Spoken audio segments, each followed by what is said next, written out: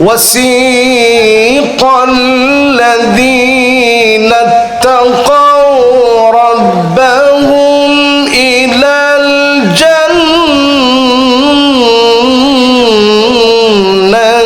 زمرا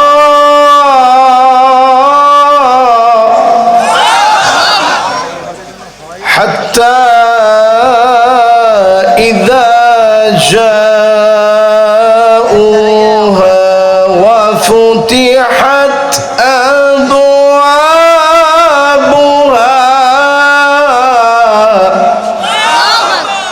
وقال لهم خزنتها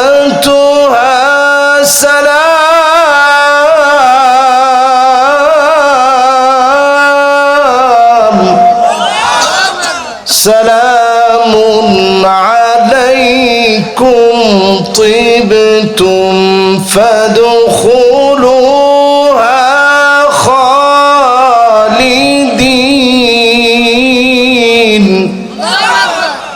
وقالوا الحمد لله الذي صدقنا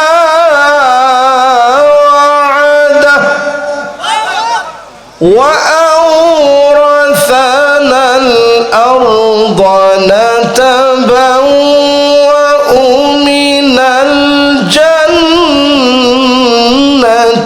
حيث نشاء فنعم أجر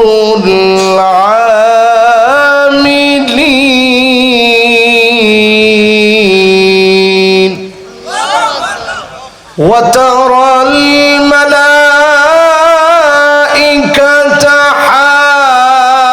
حافين من حول العرش يسبحون بحمد ربهم وقضي بينهم بالحق وقيل الحمد لله رب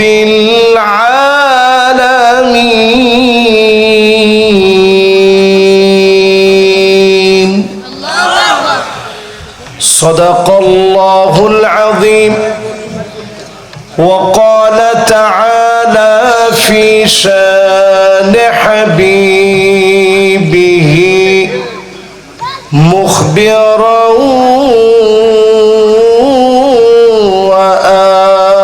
وآمرا إن الله وملائكته يصلون على النبي يا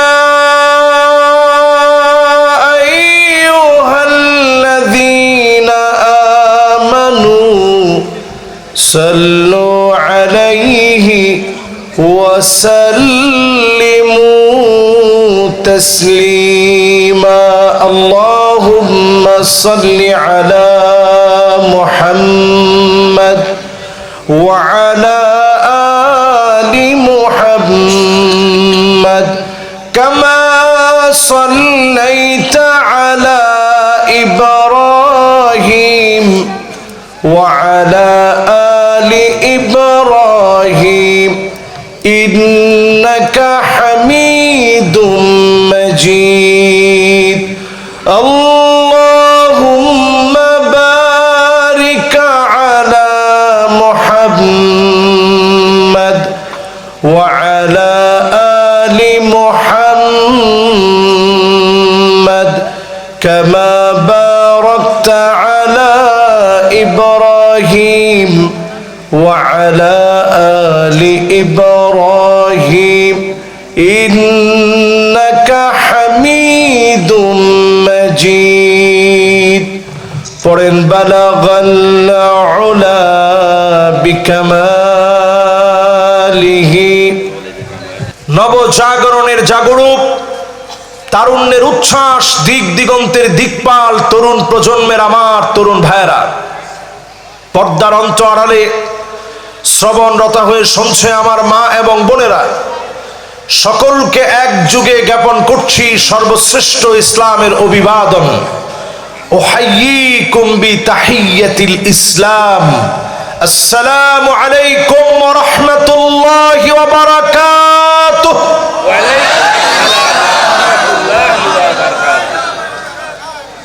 যে মহান মালিক দয়া করে মায়া করে ভালোবেসে কোরআনের এই দুর্বার আকর্ষণে ছুটে এসে মাহফিলে বসার তৌফিক দিয়েছেন। রাত গভীর হয়ে গেলেও ইনশাআল্লাহ আমরা খুব বেশি লম্বা করব না, আবার একেবারে হক নষ্টও করব না। কি ঠিক তো এত আসতে না? মাশাআল্লাহ, ভাইয়ের সময় ঠিক যেরকম ছিল এরকম হইলে একটু আমার কাছে ভালো লাগবে আর কি। একটু মহব্বত নিয়ে ঠিক বলেন তো দেখি। মাশাআল্লাহ, এই তো ঠিক আছে। তাহলে এইবার যারা বলছেন 100% না শুনে 50% শুনে কারা কারা বাড়ি যাবেন হাত উঠায় দেখান। চুয়াডাঙ্গার লোক যে এত সহজ সরল আমি এটা কিন্তু আগে জানতাম না। আচ্ছা বলেন তো দেখি, চুয়াডাঙ্গার লোক একেবারে সহজ সরল না চালাক চতুর?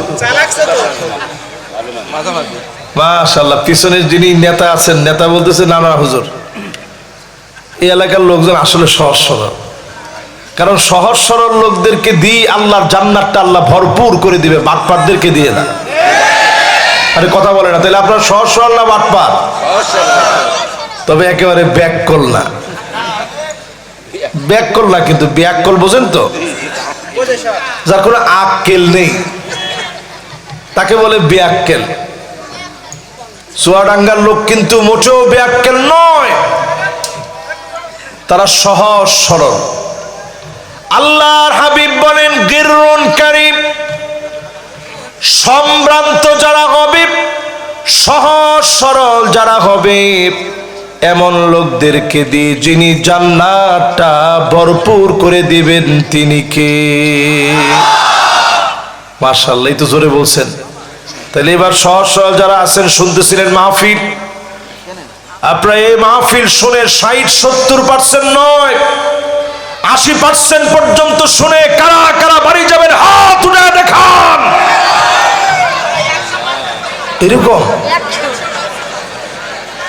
এখন তো বলতে আমার খুব লজ্জা লাগতেছে, এটা আমি সহজ সরল তো বলতে পারতেছি না। তাহলে কত পার্সেন্ট আপনারা শুনবেন? সবাই একটু বলেন কত পার্সেন্ট? ওই জেনারেশনে আর হাত উঠায়েন না। 54 বছর বহু হাত এমনি সেমনি উঠাইছেন, এখন হাত সুন্দরভাবে বুঝে শুইলে হিসাব করে উঠায়েন। তাহলে কত পার্সেন্ট শুনবেন? 100%। কারা কারা শুনবেন টান টান করে হাতগুলা উঠান।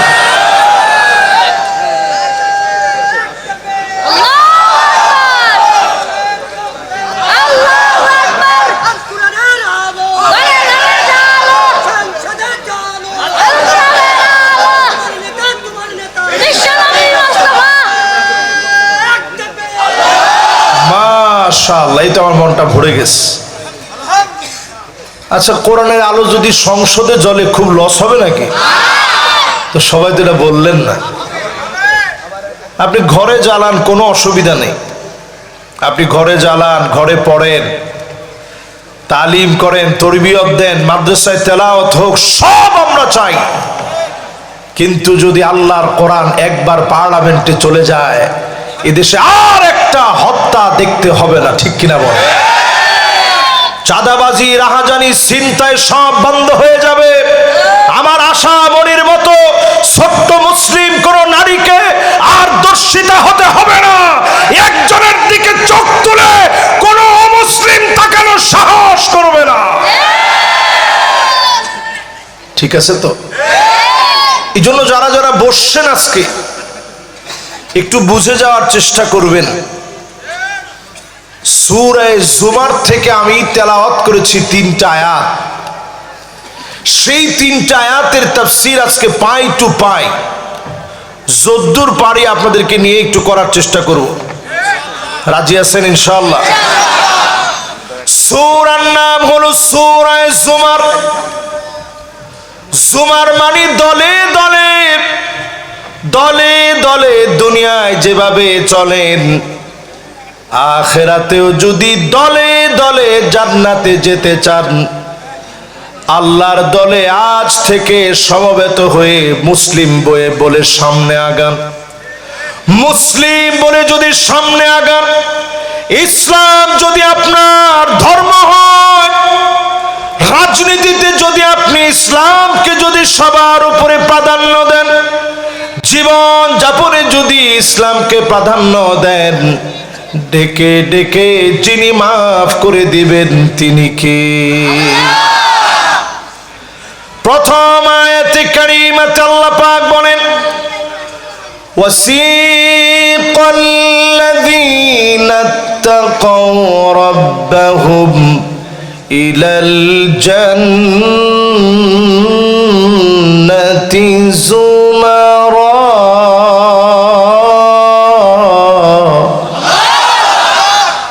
মুত্তাকীদেরকে আল্লাহ পাক সেদিন দলে দলে হাঁকিয়ে হাঁকিয়ে সম্মান দিয়ে জান্নাতের দিকে নিয়ে যাবেন। জান্নাতের সামনে যাওয়া মাত্র যিনি দরজা খুলে দেবেন তিনি কে? জান্নাতে যাওয়ার জন্য ওয়াজ শুরু হয়ে গেছে, কিন্তু আপনারা মনে করেন না যে ওয়াজ আরো 15 মিনিট পরে, ওয়াজ কিন্তু শুরু হয়ে গেছে। ঠিক আছে তো ইনশাআল্লাহ? জান্নাতে যাওয়ার জন্য 8টা পদক্ষেপ আজকে থেকে নেওয়া লাগবে। আওয়াজ করে বলা লাগবে, কয়টা পদক্ষেপ নেবেন? 5 আর 3 মিলে 8 হয়। এই 8টা পদক্ষেপ যদি আজকে থেকে নিয়ে যেতে পারেন, হতে পারে এখান থেকে ওঠার আগেই মালাকুল মউত চলে আসতে পারে। আজকের রজনী বিদায়ের রজনী হয়ে যেতে পারে, শেষ রাত আজকের রাত হয়ে যেতে পারে।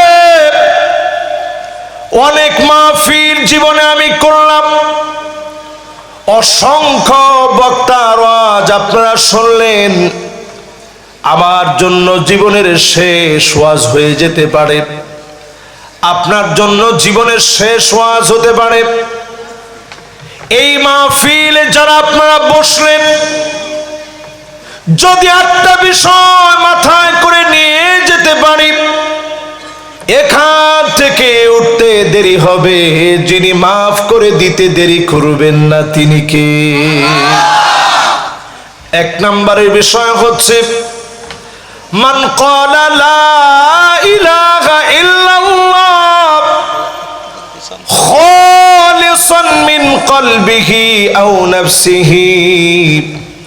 মন থেকে যদি কালেমা পড়েন, মন থেকে যদি কালেমা পড়েন, যদি মন থেকে কালেমার উপরে চলেন, কালেমার জন্য পরীক্ষা আসলে জীবন দিবেন, কালেমার পথ ছাড়া যাবে না।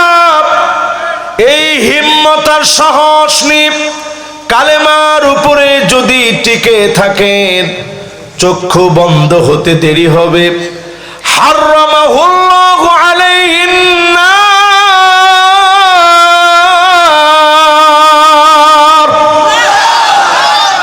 জাহান্নামের আগুন হারাম হয়ে যাবে। যিনি আপনাকে আমাকে ডেকে ডেকে মাফ করে দিবেন তিনি কি? এবার আমি 1 নাম্বারটা শুনতে চাই। জান্নাতে যেতে যে জিনিসটা লাগবে সেটার নাম কি? কালিমা। একটু জোরে সোরে কালেমার পরে বলেন, হুজুর লাগবে ঈমান। জোরে কোন, কি লাগবে?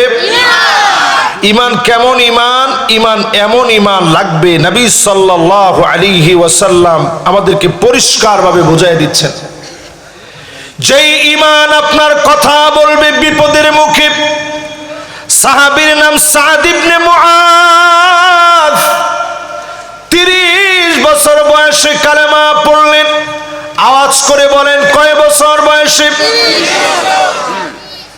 সাহাবীর নাম সাদ বিন মুআয, 30 বছর বয়সে কালেমা পড়লেন। 36 বছর বয়সে ইন্তেকাল করলেন। ইমানের বয়স মাত্র 6 বছর।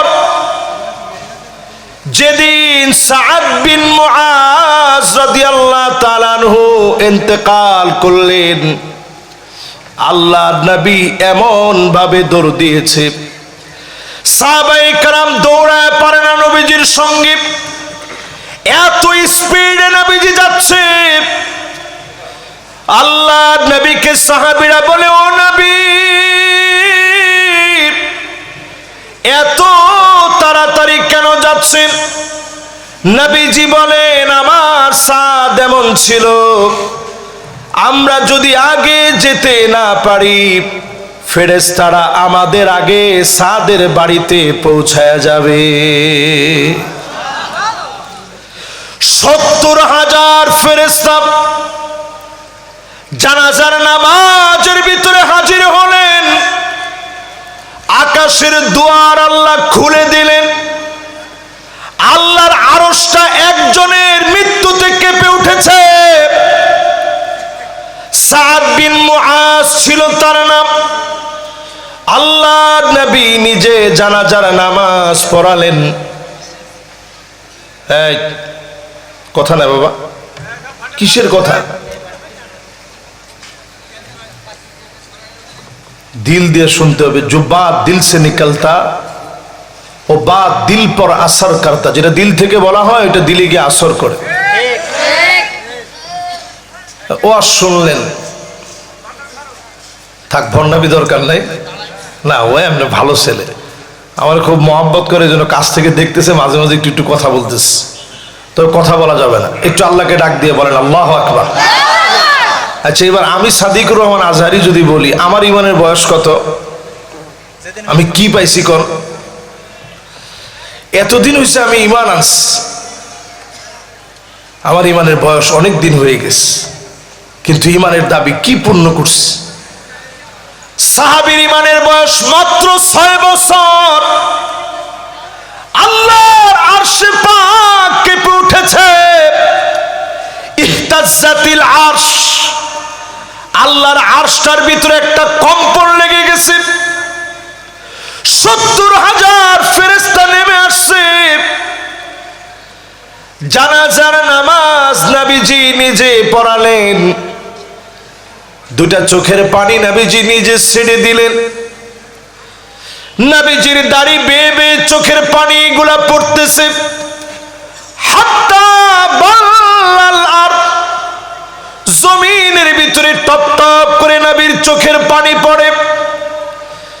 সাদ বিন মুআজ এমন সাহাবী, আল্লাহ পাক এত যেই সাহাবীকে ভালোবেসে ফেলেছে, নবীজি যখন কবরস্থ করলেন, আল্লাহ পাক কবরের দৃশ্য নবীজিকে মাঝে মাঝে দেখাতেন।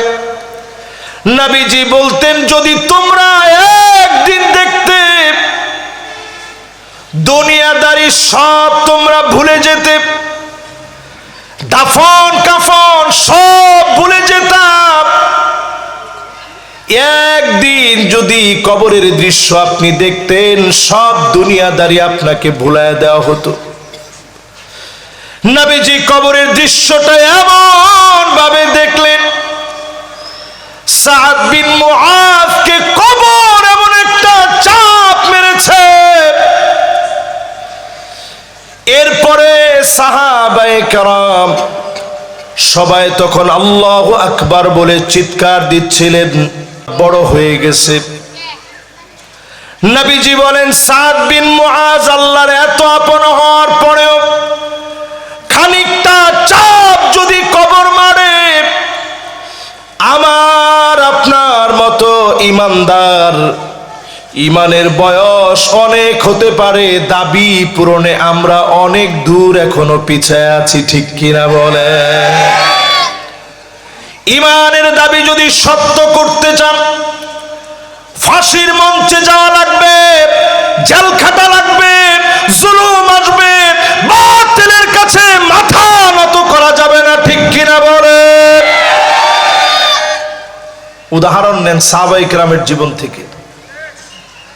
সাহাবীর নাম হারাম বিন মিলহান। কষ্ট হচ্ছে আপনাদের? 100%-এর মধ্যে একজন যুবক উঠতেছে, বাজান ও যেইভাবে শার্টের কলার খুলে আসতে যাচ্ছে, মাশাআল্লাহ। না, আমার মাহফিলে কিন্তু কোনো ছুটি নেই আজকে। এই ধরনের 1 ঘন্টা বয়ান হবে, এর মধ্যে কতটুকু গেছে জানি না। এখন সভাপতি সাহেব খালি ঘড়ি দেখতেছে। উনি আমার ফোনে যে সময় দাওয়াত দিছে তখনও বলছে হুজুর আপনারা দিব 9টায়। এরপরে আমার আবুজর গিফারি ভাই বলছে যে ভাই আপনি আসেন, ইনশাআল্লাহ খাইয়ে দায়ে 10টায় উঠে যাবেন। আর বেশি হলে না 10টা 15 হলো। আর যাক, লোক আসতে দেরি করছেন, যা করছেন কোনো অসুবিধা নেই। আমরা একটু মন খুলে আজকে শুনলাম, কি বলেন? আর কালেকশনের কারণে তো, এটা মাদ্রাসার কারণে না। এই যে এতগুলো, আমি তো মনে করছি 400 হয় কিনা, এখন দেখি যে আর 5 মিনিট যদি থাকতো তাহলে 500 ওভার হয়ে যেত ইনশাআল্লাহ। এটা তো মহাব্বতে আপনারা দিচ্ছেন। এই মাদ্রাসাগুলো এইভাবে টিকে আছে। আপনারা এটা মনে করেন না যে মাদ্রাসাগুলোতে আমরা দেই, মাদ্রাসাগুলো টিকে আছে, এটা আপনি আখিরাতের একটা বাসা করতেছেন, ঠিক কিনা বলেন? এই যে মাদ্রাসা আজকে দিচ্ছেন, নবীজি সাল্লাল্লাহু আলাইহি সাল্লাম মাদ্রাসাতুল আরকাম, সাহাবীর ঘরে নবীজি সর্বপ্রথম হেফজখানা মাদ্রাসা নবীজি নিজে করলেন। জোরে করে আল্লাহু আকবার। নবীজি নিজে সেখানে পড়াতেন সাহাবায়ে কেরামকে। সেই জায়গাতে যেদিন নবীজি দাওয়াতের জন্য বের হয়ে যেতেন, একজন অন্ধ সাহাবী পড়াতেন। বলেন সাহাবীর নাম কি? মাশাআল্লাহ, কে বলছে দেখি?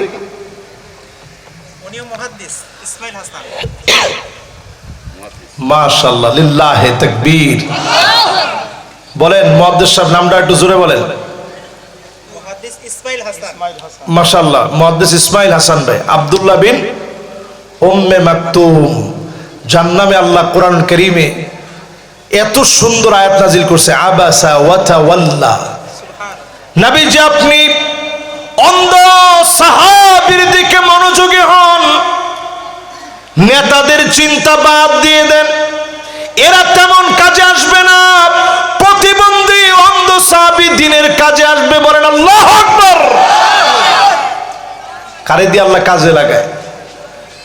এই অন্ধ মানুষকে দিয়ে নবীজির প্রতিষ্ঠান পরিচালিত হয়েছে। জোরে করে আল্লাহু আকবার।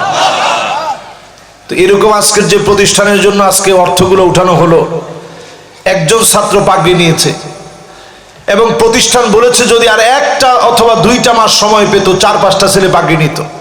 আল্লাহ যেন এই ছাত্রদের জেহেন যাকাওয়াতকে বৃদ্ধি করে দেন। পড়েন আমিন। তাহলে আমরা 8টা পয়েন্টে কথা বলবো। কয়টা? প্রথমটা হচ্ছে ঈমানের দাবি সত্য করা লাগবে। বলছিলাম হারাম বিন মিলহানের কথা। দাওয়াত দিতে গেলেন কাফেরের কাছে, তেমন কঠিন কোন দাওয়াত না। আসলিম তাসলাম, ইসলাম গ্রহণ করেন শান্তি পাবেন। কথাটা কি খুব কঠিন না সহজ কথা?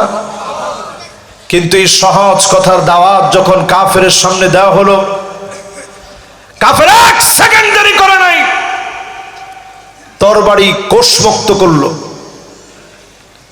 সাহাবী খালি অপেক্ষা করতেছে, মনে হয় আমার এখনই আঘাত করবে। কিন্তু মুসলমানরা কখনো ভীরু কাপুরুষ ছিল না। সাহাবী স্টিল দাঁড়ায় আছে, একটা ঘাত করেছে তরবারি দিয়ে, দরদর করে রক্তগুলা ঝরে ঝরে পড়ছে, মাথা ফেটে চৌচির হয়ে গেছে। হারাম বিন মিলহান আল্লাহকে একটা ডাক দিয়েছে, ফুস্তু রব্বিল কাবা, ও কাবার মালিক আমি বিজয়ী হয়ে গেলাম। কাফের তরবারি দিয়ে আঘাত করেছে, শরীর দিয়ে রক্ত ঝরছে, মাথা দিয়ে টপ টপ করে রক্ত পড়তেছে। এই রক্ত আমার বিজয়ের নিশানা। এখনো তাকায় দেখবেন দারসুল কোরআনের ভিতরে যারা পিটা রক্তাক্ত করে, এই রক্ত বিজয়ের নিশানা, ঠিক কিনা বলে?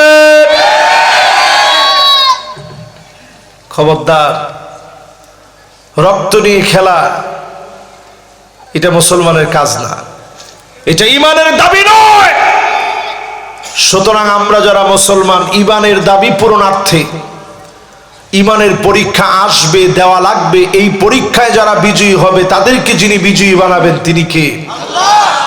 এক নাম্বারটা শেষ, বাকি আছে কয়টা? 2 নম্বরে প্রিয় ভাইরা আমার, যেই লোকটা 5 ওয়াক্ত নামাজ পড়বে, ওয়াক্ত মতো সময় মতো সুন্দর করে ওযু বানায়া যে লোকটা 5 ওয়াক্ত নামাজ পড়বে, সই হাদিস বলছে হারামাহুল্লাহু আলাইহিন নার,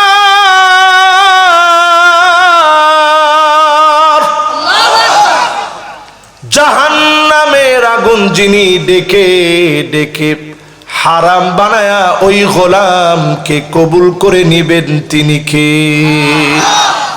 এবার আমি প্রশ্ন করি প্রিয় ভাইরা আমার, যারা আমার সামনে বসা এ মাহফিল যারা শুনছেন,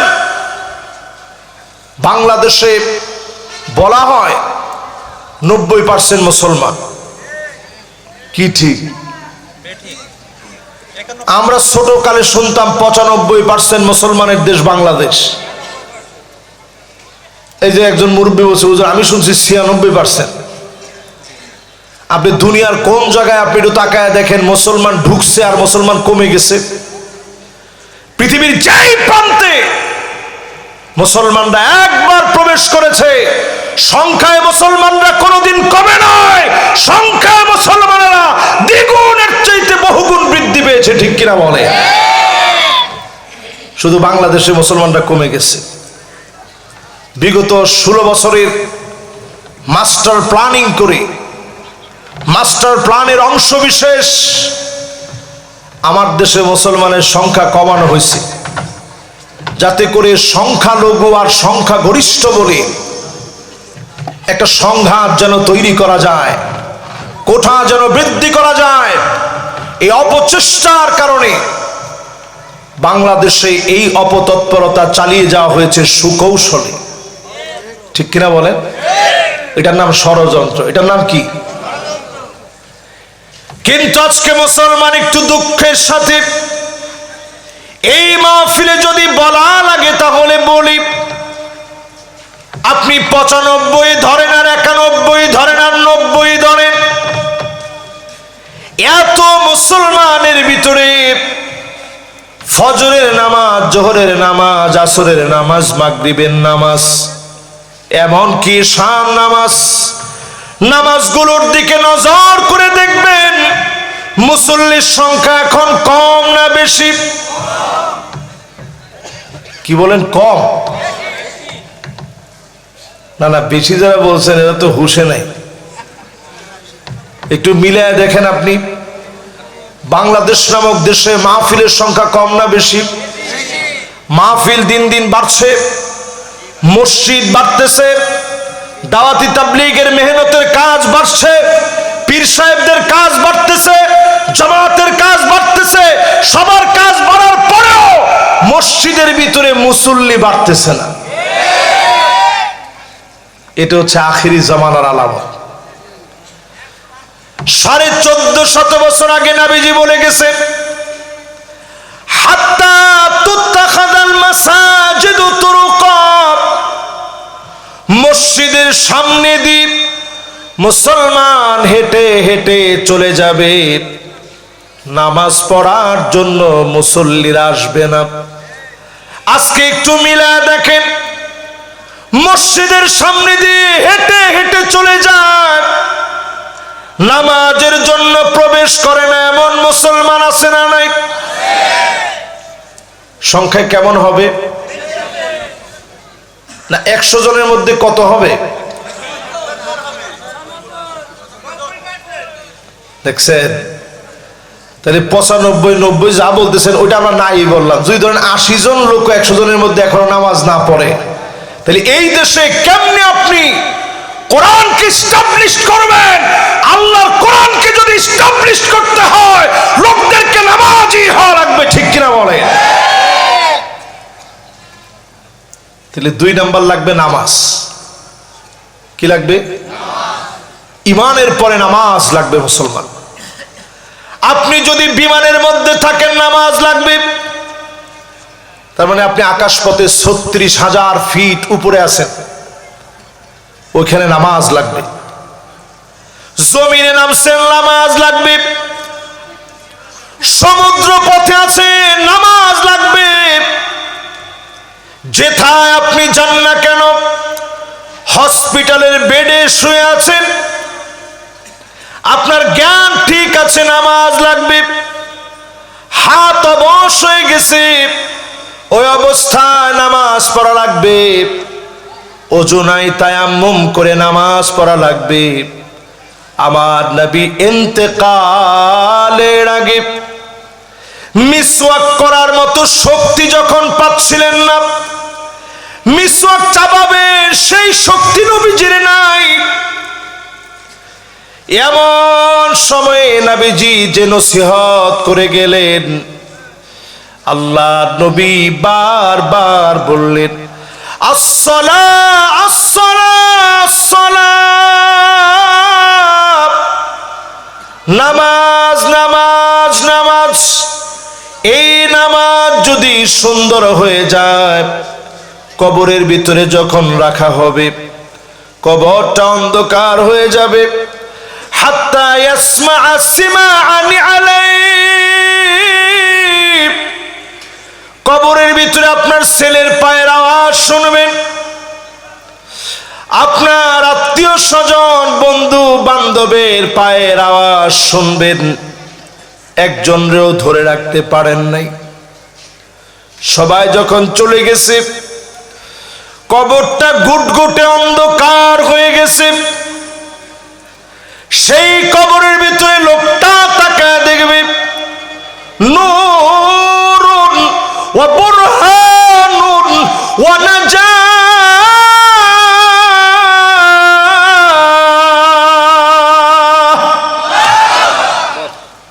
কে যেন আলো হয়ে জ্বলে গেছে।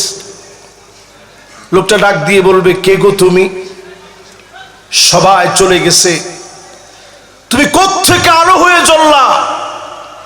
নামাজ সেদিন বলবে, আমি তোমার নামাজ, আলো হয়ে তোমার জন্য আছি, বাতি হয়ে তোমার জন্য থাকলাম, সাক্ষী হয়ে দাঁড়ায় গেলাম।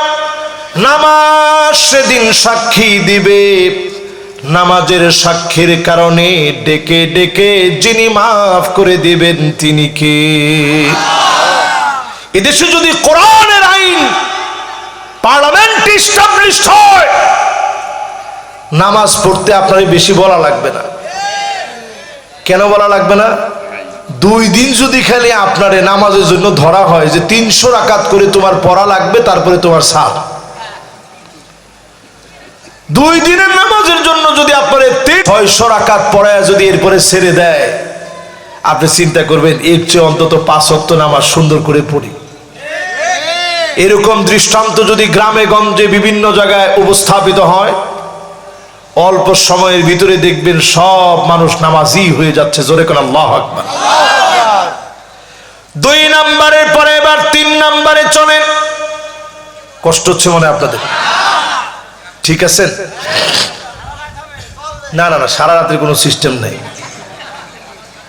নামাজের ওয়াজ করে সারা রাত যদি আমি ওয়াজ করি, তো বক্তার নামাজের ঠিক থাকবে না। পরে নামাজের ওয়াজ দিয়ে কি হবে কম? এই জন্য ইনশাল্লাহ বলেন, আগে ইনশাল্লাহ ওয়াজ যা শুনি নামাজ পড়বো ইনশাল্লাহ কর। মাশাআল্লাহ, এই তো মাহফিলের আবার মনোযোগটা আছে। বলেন তো কয় নাম্বারে আছে? 3 নাম্বার। মাশাআল্লাহ, চুয়াডাঙ্গা কিন্তু বাংলাদেশের সবচেয়ে উঁচু জায়গা। এখানে কিন্তু বন্যা টন্যা নাই, এই জন্য মানুষের মেজাজ কিন্তু ঠিক আছে। আল্লাহ কিন্তু আপনাদেরকে অনেক নিয়ামত দিচ্ছে। এবার আপনি একটু আমার সাথে সাথে বলেন, কয় নাম্বার? 1 নাম্বারটা কি? মাশাআল্লাহ, আমার মেহমানের ভিতরে মাশাআল্লাহ ভাইয়ের একেবারে মনোযোগ 100 আছে। ইমানের পরে কি? এইবার সালাতের পরে অথবা নামাজের পরে 3 নাম্বার শুনেন, জাহান্নামের আগুন যদি হারাম বানাতে চান 3 নম্বরে যেটা প্রয়োজন, মানিক বাররাত কদামাহু ফি সাবিলিল্লাহ।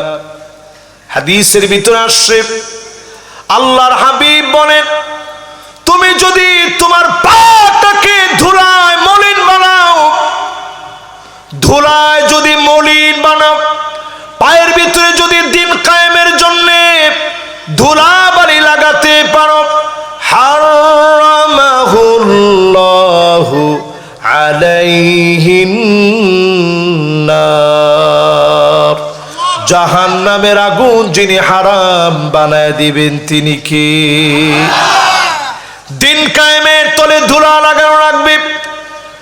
দিন কায়েমের তলে, দিন প্রতিষ্ঠার জন্য ধুলা বালি লাগানোর অর্থ হলো সময় দেওয়া লাগবে।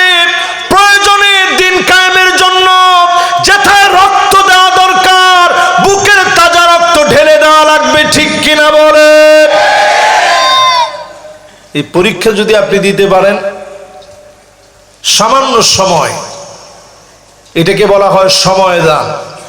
এই সময় দান যদি আপনি করতে পারেন, সাআতাও ওয়া সাআ, দুনিয়ার জন্য অনেক সময় দিলেন, খানিকটা সময় যদি দিনের জন্য দিতে পারেন, দিনের প্রয়োজনে দিনের ডাকে যদি খানিকটা সময় দিতে পারেন, আপনার জন্য যিনি জাহান্নামের আগুন হারাম বানায় দিবেন তিনি কে? আজকে ফিলিস্তিনের দিকে তাকান মুসলমান, সারা পৃথিবী আজকে সাক্ষী দিচ্ছে, আরব দেশ জড়িত হয়ে ফিলিস্তিনের মুসলমানদেরকে ইহুদিদের সঙ্গে মিলে মেরেছে। ঠিক এখন বলেন না? একটু জোরে কোন ঠিক?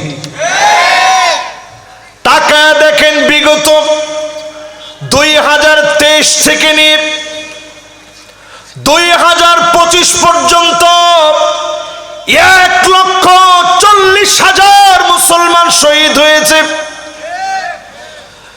কত মা তার ইজ্জত হারিয়েছে, কত বোন তার ইজ্জত হারিয়েছে। ছোট ছোট বাচ্চাগুলার পেট পিঠের সঙ্গে লেগে গেছে, কঙ্কাল সার হয়ে গেছে। আজকে মুসলমানের পিঠ দেওয়ালে ঠেকে গেছে। দুঃখজনক সত্য, মুসলমানের পক্ষে বলার মতো মুসলমান এখন পাওয়া যায় না। আমরা ছিলাম বুনিয়ানুম মারসুস, সীসা ডালা প্রাচীরের মতো। সেই সীসা ডালা প্রাচীর এমন হওয়া দরকার ছিল, কাজাসাদিন ওয়াহিদ, একটা দেহের মতো হবে। মাথা ব্যথা হলে সারা শরীর যেমন জিমায় পড়ে, আবার ফিলিস্তিন মার খেলে সারা মুসলমানরা ফিলিস্তিনের পক্ষে বলবে।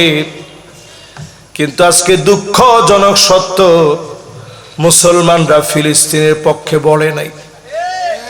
আমার বাংলাদেশের দিকে তাকায় দেখেন, এত দূরে হওয়ার পরেও আমার বাংলাদেশ, আমার ছোট ছোট বাচ্চারা, আমার তরুণেরা ফিলিস্তিনকে ভালোবাসে, ঠিক কিনা বলেন?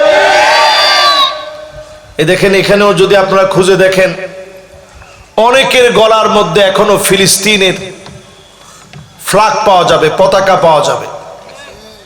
কার কার কাছে আছে দেখি? একজনও নাই। ভাই একটু দাঁড়ান তো দেখি। দেখেন, মাশাআল্লাহ, বসেন। কত দূরে ফিলিস্তিন, কিন্তু তার ভালোবাসা আমার বক্ষে আমরা ধারণ করে রেখেছি। দুইজন উঠতেছেন, কি কারণ ভাই? না না না, বেশিক্ষণ ওয়াজ চলবে না তো। ওয়াজ ইনশাল্লাহ এই তো আর আধা ঘন্টা। আমি তো ওয়াজ নিছি আজকের ডেটের, এর বেশি বাইরে আমি যাব না, এমন কষ্ট আপনাদেরকে দিব না। মাশাআল্লাহ, এবার আপনারা মনোযোগ লাগায় শুনেন। যেই ফিলিস্তিন কাজকে আপনি এমন দেখতেছেন, আকরু দারিল মুমিনিন, এই ফিলিস্তিন মুসলমানদের ঠিকানা হয়ে যাবে হামাগুড়ি দ্বীপ। এই ফিলিস্তিনের দিকে মুসলমানেরা যাবে। আগামী দিনের বিজয়ের ক্যান্টনমেন্ট যিনি ফিলিস্তিনকে বানায় দিবেন তিনি কে? ফিলিস্তিন হবে আগামী দিনের বিজয়ের সেনানিবাস। দিক দিগন্তে ছড়ায় যাবে, বাতিল পালায় যাওয়ার সুযোগ পাবে না।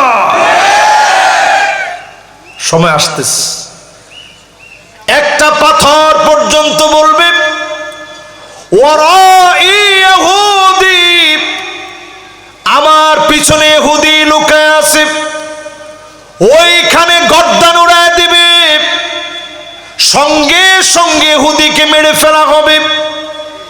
একমাত্র বলবে না গরকদ নামক একটা গাছ, আর সব সাক্ষী দিবে, ইহুদিদের বিপক্ষে সেদিন দাঁড়ায় যাবে।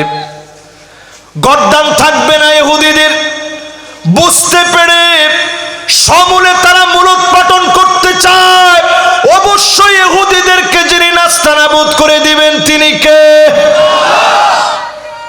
তাকায় দেখেন সিরিয়ার দিকে মার খাচ্ছে, এখন একটু তারা ঘুরে দাঁড়িয়েছে। 8ই ডিসেম্বরের পরে আমাদের দেশে হচ্ছে 5ই আগস্ট, তাদের দেশে হয়েছে 8ই ডিসেম্বর। স্বৈরাচারের পতন হয়েছে। ঠিকঠাক একটু আসতে কর। আপনি বাংলাদেশের পরে সিরিয়ার এই দৃশ্যকে সাধারণ মনে করবেন না। সারা পৃথিবীর ভিতরে নতুন একটা বসন্ত তৈরি হচ্ছে। এই বসন্তের নাম হচ্ছে রবিউল ইসলাম, ইসলামের বসন্ত। এই বসন্ত এমন হবে, দিক দিগন্তে কালেমার পতাকা উড়বে, কোন জালেম আটকা দিতে পারবে না, পারবে না, পারবে না।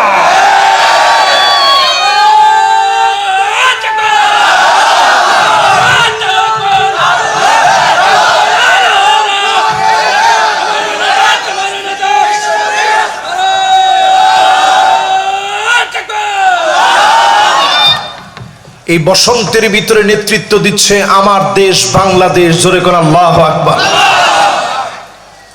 এটা শোনার পরে আপনার কাছে একটু কেমন কেমন মনে হয়েছে না যে হুজুর কোন কি বাংলাদেশ নেতৃত্ব দিবে কেমনে?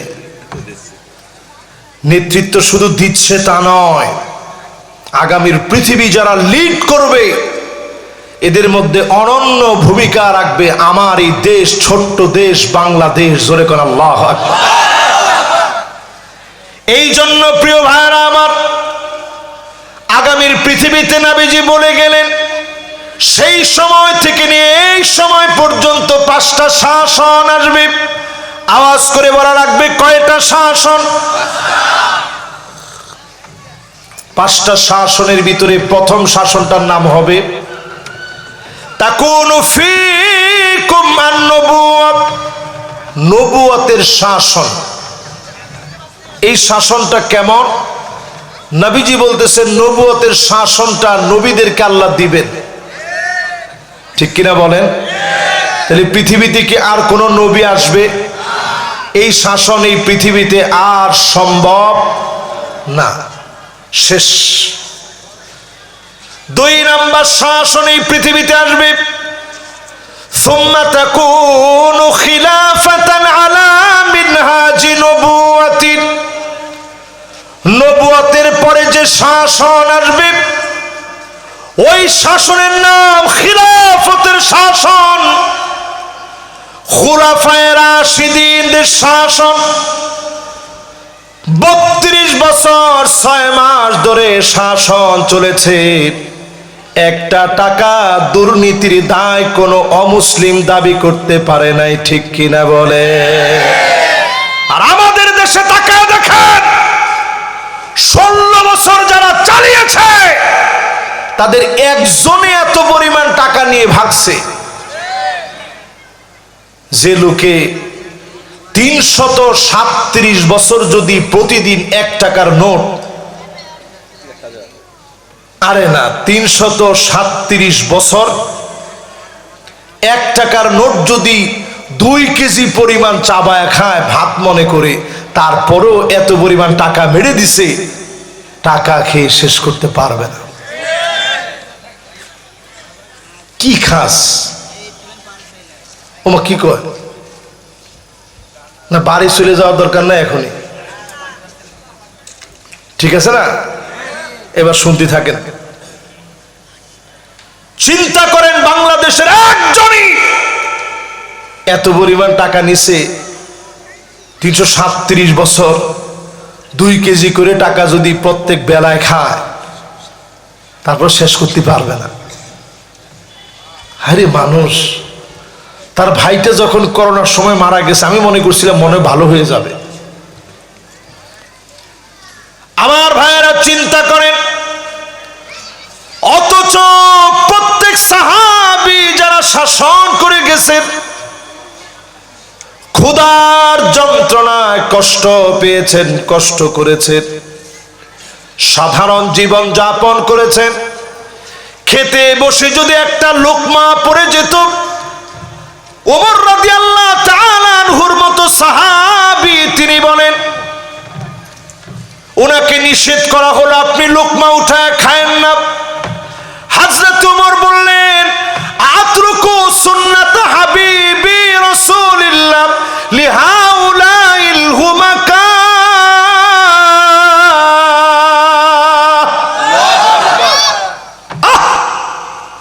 এই সমস্ত আহম্মকদের জন্য আমি কি আমার রসুলের একটা সুন্নত ছেড়ে দিব? এটা হতে পারে না।